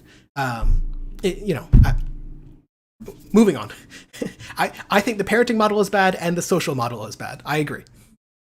Okay, we're back to Jesus building a relationship. And I was just trying to focus in on the word relationship because relationship might imply equal, but it doesn't. Not with Jesus and not with society. Drawing dignity and purpose from the true source of honor. Will you accept his invitation? If you'd like to restore your relationship with God, you can express your faith with prayer. So that's the video. And I think like this shit is great because it puts it so fucking succinctly. There's no theological jargon. They're just fucking saying it. And speaking of just fucking saying it, they say it again. Almost the exact same stuff, but with slightly different themes for why did Jesus have to die? Also from Jesus film. The blah in chat says, the authoritative model views children as participants in the development process. Yes. The authoritarian parenting model views children as objects. Yeah, like, if you go back to, like, say, the 1600s, where the authoritarian model was often in law in European societies, children were often literally the property of the parents. Like, disobeying would be akin to a slave or indentured servant disobeying. The parent had really broad authority over the children, and women were often treated as basically the same as children, that the father almost owns you. Not quite slave, but we're talking like maybe an order of magnitude less. And that's totally fucking changed, right? Our society nowadays does not treat children as objects owned by the parent. It very much does not treat like both partners in a monogamous relationship as one of them is the object of the other. We have shifted enormously in our society towards an egalitarian model through like virtually all levels. That's part of the reason that people are like it's a necessary part of democratic society that you feel like you have the right to be spoken to and talked to and explained to, and you don't just have to fucking listen to orders. So I think it's fucking good. I think it's important as hell. It also, the authoritarian model can also really help to hide abuse. If you just listen to orders, it's a lot easier for the priest to abuse you. It's a lot easier for the child, for the teacher to abuse you, because they're giving you orders. They're an authority. Listen up. But when you give kids the tools to control themselves and identify abuse, they fight back. What clipped? What did I say? Oh no. We're 2 days in. I don't want to be getting clipped. All right. Why did Jesus have to die? Sin. The barrier that causes division between people and separates us from God. Brief reminder, in the previous video, there was no division between people until the Tower of Babel, and then God came in and created that division. Yeah, sin came from the start, and so goes the larger biblical narrative, but that division that they cited in particular was literally created by God to fuck with humans who were too fucking OP. If humans are responsible for their actions and commit sins, why would God save them rather than expecting people to answer for themselves? God is love, the giver of life. He created humans to be spiritually and relationally connected with him. Again, I focused on the term relation for a reason. It doesn't mean egalitarian. It means worship. But mankind chose to act against God's will, to sin, separating us from God, the source of life. Sin was passed down from generation to generation like a virus, spreading with humanity, separating people from God and one another. God spoke through his prophets, giving new commandments and opportunities to follow his law. But the people always fail. I do gotta note, one of the things that very, again, I think that when everything is made a little more trite and a little bit more concrete, God gave new commandments and new opportunities to follow his law, but people always failed. God's omnipotent. He can do better. He didn't need to wait thousands of years for people to always fail, and then Jesus just got it right. He could have just got it right the first time. Why did it take 4,000 years? And, it didn't fucking end. Sin didn't fucking end. And I know that, the response is always free will. God's omnipotent. He can do a better job. Where's Gospel 2? If Jesus 1 was so good, where's Jesus 2 with Gospel 2? That just fucking nails it, okay? Everyone's like, wow, this is so goddamn right. I totally believe in Gospel 2. And they just stop fucking sinning. Huh? He can do it. He can do anything. The price of sin, of separating ourselves from God, is death. Since God is perfectly just, he couldn't simply ignore or forgive humanity's sins. God is holy and righteous. His uncompromising nature means he must judge and punish sin. Remember, in the biblical narrative, in like the hyper-creationist narrative, sin is quite literally a fact that God put two trees in the garden and Eve was fucking tricked into taking the wrong tree. Not the wrong tree, of eating from the wrong tree compared to all the other trees. Like, just put a fence up. God, is it really that hard? You knew that we were going to do this. You're omniscient. Plan your garden better. This is, God pulled up, like, Roller Coaster Tycoon 2, and he had the shark pit, and he's like, wow, I can't believe people keep falling to the shark pit. Just put a fence up. This is just park design, man. Kit the Crab says, I want to debate God about what justice is. Unironically, I think one of the differences between Jewish and Christian theology comes back to the nature of how omniscient and how correct God is. Over and over in Jewish jokes, in Jewish theology, there is a notion of debating God, of talking to God, that he is not like, he is like, the creator. He's really fucking smart, but he's not so smart, so omniscient, so perfect that you, a mere human, could not question his plans. In a lot of Jewish theology, there is more reason given to that. And that plays out in the rabbinic tradition, that when you go to your priest, he gives you a sermon of what to do. Rabbis also give you sermons, but a lot more of those sermons involve dialogue, and then one-on-ones with rabbis involve like a way lot more dialogue. I think it's interesting because, again, it goes back to that relation. What is the correct relation between you and God? What is the correct relation between you and the leader, the priest? And I think one of the reasons that like Christianity succeeded is partially because it serves power, to have very strong hierarchical relationships where people serve their leaders, trust their leaders, obey their leaders. That catches on. Leaders love that shit. They promote that shit. There's a reason that type of model evolved independently all over the entire fucking world. And Judaism did not win, in short. So it's one of those things that's interesting. Like, you can see that in a lot of minor religions, there's quite a few that have a much greater focus on egalitarian relationships, and they are not the ones which caught on like wildfire. I don't know if it evolved patriarchal everywhere, says Somniostatic. Some models are less patriarchal, but basically every major religion is also patriarchal. I believe that Eastern religions, some have argued, are less patriarchal, but I think that's the sort of thing that you can't really quantify for like the 14th century or whatever. But I know that, for example, in Hinduism, the idea of karma, the idea of your reincarnation and your position in this life being an indicator of your past life's behavior is very much a way to justify women being inferior to men and castes being inferior to each other. It's a very neat way to justify why are women getting fucked over? Well, because they fucked over someone in the past life. They are guilty, and that's why they are lesser. And the same thing is true. Like, that's the exact same reasoning for sin. Sin serves the same purpose, just in one life instead of an infinite cycle. I don't know. I don't want to. It doesn't really. Okay, my argument does not hinge on whether the East or West is more patriarchal. The argument I'm giving is that religion is a social construct. It's a tool, and the reason that that tool evolved the same way all over the world is because that type of tool really helps leaders, and they promote it. It's the same reason that divine right, like the divine right of kings, that God, of course God favors the current king, that evolved all over the world, every fucking country, because that's really fucking useful. That's a useful myth for leaders. Okay, getting back to the video, we've gone way too far astray.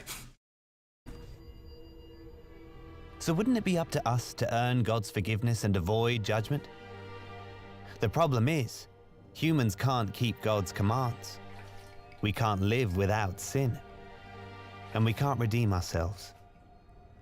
This is a notion that came back again. We can't redeem ourselves. We cannot create our own meaning. Only meaning through God counts. It came up explicitly after the Tower of Babel in the previous video, and here they say humans cannot create our own meaning, and that's why we're doomed. We can't redeem ourselves. We literally can't stop sinning. We need someone else to save us. And again, that leads right back into the hierarchical view of morality. It would seem like we're doomed. Except God doesn't want his creations to die. He is merciful and loving and wants us to be restored, living with him in full life, beginning with Ibrahim and continuing through other prophets over the centuries. God revealed piece by piece his plan to send the Redeemer who would pay the penalty for mankind's sin. The Redeemer is Jesus. He descended to earth from his place of glory in heaven. Someone says weird animations. Like I said, I really do think that making it concrete does make it it takes away the sort of theological beauty of God is the divine, he is the all, he is everything, he is love, and then you make him just some guy. It really changes it. I think it's the same reason that a Jesus video game has never been attempted or successful, right? If you played as Jesus, that would degrade the experience, right? If you played as someone around Jesus, that would degrade the experience. It's really, really hard to get the only things that seem to fucking work for showing the divine is showing Jesus suffering, because that's so close to an inhumane experience that it still gets you to the divine. But it's really, really hard to show Jesus as very, very everyday, and still keep that divinity in it. So that's why I think you generally go to two extremes. One is stay with the crucifixion, stay with the horror, and that gets you almost to the divine. Or stay so in the regular that you're making Jesus to be the everyman. He's not the divine, he's a human just like you, but he's different. He's doing it right, he's saving us. And so the divine has to stay off a little bit. It has to keep its distance from Jesus the everyman until he gets into the crucifixion, until he gets into the suffering. Hot says one Jesus game is being attempted. I don't know if you saw that, but Christians were roasting that on Twitter. The I am Jesus Christ game is going to be obliterated. There's no fucking way I believe that can be done well, because it's so fucking hard to be this is the savior of man. This is a timeless conflict between God and the devil, and a man came down to save you from the nature of yourself. And what are you going to do? Well, you've got a side quest to go divide 3 fish into 18 for the local farmer market. I don't think you can do it. I think that you have to keep the divine and the mundane cannot touch. And that's what's so funny about these animations, because they are doing both. They are saying things that are about the divine, and then the animations are mundane. Not necessarily, not mundane and bad, but concrete. They're too concrete. Heaven, took on human form and lived the sinless life we never could. Then Jesus willingly took on our sins, enduring the punishment of death for us once and for all. But he could not be. And again, same thing as in the last video. Jesus bursts through the rock. He's fucking Superman. He's glowing. You're running through the stars with Jesus Christ. Held by death.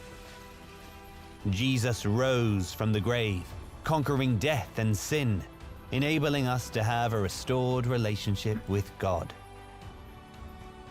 God loves us, and because humans aren't capable of restoring themselves. Listen to the language here. This is quite literally the exact same logic you'll get for why fathers need to control. Wake up, liberal. I love you. Oh, thank you, Somnostatic. I really appreciate that. God loves us. Humans aren't capable of restoring themselves. Jesus needs to save us. Your father loves you. You're not capable of controlling yourself. That's why he needs control. That's why the father needs the control. And you know, we talked earlier that, of course, children aren't egalitarian. Children cannot participate in a fully egalitarian relationship. But the logic doesn't stop for just children. This is the logic for everything. The MCU is getting weird. We flew through with Jesus Christ, and at the very end, he pops through the tunnel, and there's Thanos. And Jesus, he pops him, okay? He pops Thanos right in the chin, because Jesus will not let half of the people be killed. He will save those people.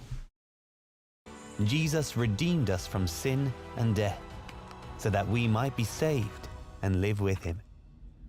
Now we must accept the sacrifice Jesus made for us to enjoy the freedom of a restored relationship with God. I'm really focusing on relationship because it's like the word. Relationship with God doesn't mean he's handing you, taking your hand over to be like, hey, I know you had some questions about the nature of the universe. Let's talk.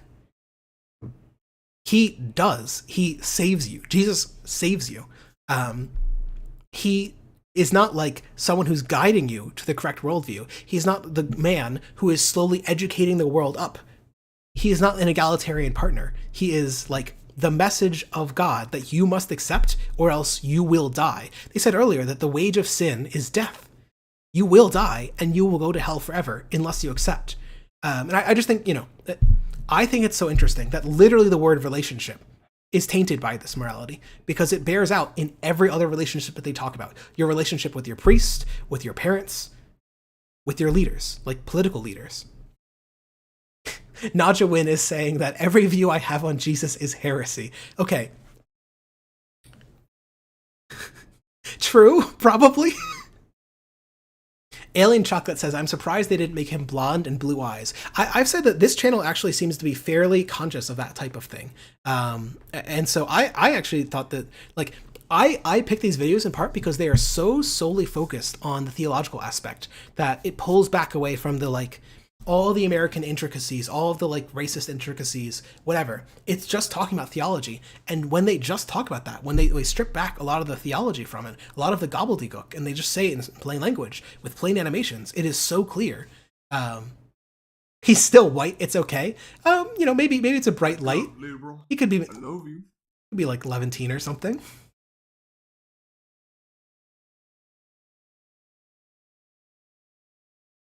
Oh, Najawin is saying, not just you, but everyone. You cannot have a view of God or Jesus without it being heresy. To speak to the idea that I was talking about of like the mundane and the divine never touching, there's a reason, some of you might remember this, that a lot of Christians used to censor the word God. Not the way we're doing in chat, but they would do like G-D, and that would be God. It was, a reference to an older Jewish tradition of only referring to Yahweh with 4 letters to make it unpronounceable. There were no vowels, so you couldn't sound it out. And the point of that was supposed to be that you, mundane human, who could never understand these, literally could not, profane God by doing that. That God is so divine, so above it all, so truly glorious, that you can't access it, right? And I think that's, I love these animations because they try and get together, and I think that's what makes it not work. That's not why they did that, says Najawin. Maybe there's some numerological significance, but I'm virtually certain. This is certainly what I was taught in a Catholic school. So, his voice hurts you, tremendous boss. So, if I had to summarize these videos, it would be that first, there's the theological stuff, like you've got to be saved by Christ. But I think there's a second element to this, that one of the recurring themes is that you cannot fix yourself. You, humans, are too fucked up to build your own meaning, to build your own sense of purpose. You will never be able to compare to God, who is the only giver of glory, the only giver of purpose, the only giver of meaning. I think this is very interesting because I hear this over and over again when you talk to religious people. One of the most common things that you hear is that religion gives people meaning. I think there's truth to that. Absolutely. Religion does give people meaning. But first, I wanted to play, since we just listened to Christ Gesagt, I wanted to play a video from Kurtz Gesagt, where, unlike most of their videos, they talked about morality. They talked about not just like, hey, here's our cool epic science stuff. They talked about their worldview. Human existence is scary and confusing. True. I think it's interesting. I think they give the wrong name to it, and I'll talk about that at the end. I think this sort of worldview can be very helpful, especially for people who are moving away from religion. There's a great quote from Annie Wood Besant, who was one of the earlier, she was sort of a mystic, I believe, at the end of her life, but at the time, she was more of an atheist. There's a great quote from her that as she's leaving religion, it feels like she's walking over the shards of all of what she used to believe, through like glass, fields of glass. But she's walking towards, a light. She's walking towards her own sense of meaning. It hurts to leave behind that old sense of meaning, that old mainstay, God, the fixture in your life that gave you meaning. It hurts to try and find something to replace that with. So I think this Kurtz Gesagt video is the type, the Hotism says, cringe nihilism is that nothing, is it nihilism or nihil? I'm going to fuck this up, aren't I? Oh no. What's the IP here? Nihilism. Okay, I'm doing all right. Nihilism. Okay, we're doing so good. We're sounding out all our words. We're doing great. I think that the view that Kurtz Gesagt presents is a really helpful step. It's not necessarily like the one you have to come to at the end, but it's certainly an idea for what's the alternative, right? You've given first. You're doing very good, sweetie, says Tyrannex. Thanks, Mom. You start with like meaning from God. You get this sort of reflected meaning, and that's easy, right? It's very easy to be like, yeah, I get meaning from God. I worship, I pray. That's simple, for lack of a better word. It is not difficult to understand where that meaning comes from. And especially when it's tied up in a community, right? You worship, you pray, you work together. All those people are getting meaning together. It's literally a shared community of meaning. That makes it really easy. We are the knights who say nihilism. That's funny. When you're in a shared community of meaning, it's very easy to understand how that sort of perpetuates itself. But when people leave religion, they lose two things. One, they lose their internal meaning, and two, they often lose that external community of meaning. And I think that this is one of the steps towards rebuilding at least that internal sense of meaning. I think that the external sense, you have to find some other community. In the other video, they talked about how in the Christian video, I should say, in this video, I believe, they talked about how we are trying to fill that void. They're literally talking about meaning, right? That we all have a drive to want to feel like our actions have purpose, that what we do matters. And it's hard to do that when you're not sure what the alternative is. So I like this Kurtz Gesagt video. I think it's one of the shortest explainers of another view. So I'll let it go. A few 100,000 years ago, we became conscious and found ourselves in a strange place. It was filled with other beings. We could eat some could eat us. There was liquid stuff we could drink, things we could use to make more things. The daytime sky had a tiny yellow ball that warmed our skin. The night sky was filled with beautiful lights. This place was obviously made for us. Something was watching over us. We were home. This made everything much less scary and confusing. I do think that one of the things that we see over and over again is that early gods are used to explain physical, concrete things. Because the role of gods was partially to make the world less scary. It was to make the world a predictable thing. That, yeah, maybe we don't understand how lightning works, but we understand that Zeus does it, and that makes it something you can predict. Not just a scary, unpredictable thing about the world. There's nothing scarier to a person than something you don't know. If you don't believe me, like 80% of you are going to be scared of the dark. Turn off all the lights in your house, and you hear like a creak downstairs.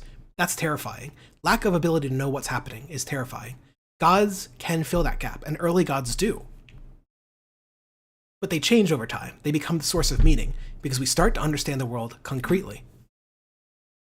But the older we got, the more we learned about the world and ourselves. We learned that the twinkling lights are not shining beautifully for us, they just are. We learned that we're not at the center of what we now call the universe, and that it is much, much older than we thought.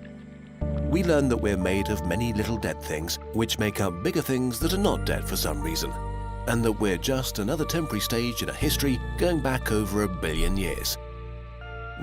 Speaking on this, before we go further into this sort of material, Kurzgesagt is basically presenting a materialist idea of why religion came about. And Somniostatic is talking about an example of this. There have been some theories that religiosity, broadly, was selected for. That attributing things to an actor, trying to understand things as part of a system of events, is selected for because it helps you predict future events. If you always assume that the creaking downstairs is a jaguar, and you respond accordingly and go grab your club, you'll live more often than the person who does not, who assumes it's a random creaking. And so there's a certain level of, basically on some scale of like, everything is an actor versus everything is random. We are selected for somewhere towards the actor side because it helps you live. Not everything is an actor, because then, you'd be responding to everything, you'd have no energy. But one reason that we attribute action to everything, think about all the time people talk about how the weather as if it's a person. We talk about everything as if it's a person. And that's partly just language, but it's partially also a result of how we're wired to assume that things are happening because there's something out there, it might be a threat, and we need to respond to it. That goes the argument anyway. That's evopsych, and I don't put too much